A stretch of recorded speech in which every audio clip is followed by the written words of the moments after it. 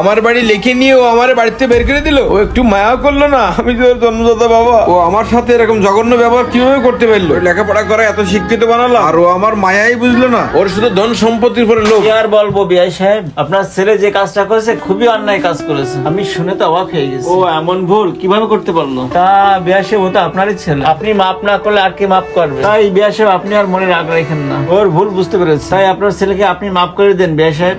না, ও আমার যে অপমান করেছে, আমার যে ক্ষতি করেছে, আমি ওরে কোনোভাবে মাফ করতে পারবো না। তুমি লেখাপড়া করেছো ঠিকই, কিন্তু তোমার ভিতরে কোনো বুদ্ধি শুদ্ধি নেই। নিজের বাবার সাথে এমন কাজ কেউ করে? বেয়াদব ছেলে। আব্বা, আমার অনেক বড় ভুল হয়ে গেছে, আপনি আমাকে মাফ করে দেন আব্বা। এই বেয়াদব ছেলে, তুমি আমার কাছে মাপ চাচ্ছ কেন? তুমি তোমার বাবার কাছে মাপ চাও। আব্বা, আমি ভুল করে বলেছি আব্বা, আমার মাফ করে দেন। আমি আমার ভুল বুঝতে পেরেছি আব্বা, আপনি আমার মাফ করে দেন। এরকম কাজ আমি আর কখনো করবো না আব্বা। বিআই সাহেব আসেন, বিআই সাহেব আপনি আর মনে কষ্ট রেখেন না। আসেন বিআই সাহেব, আসেন। বিআই সাহেব, আপনার ছেলেটা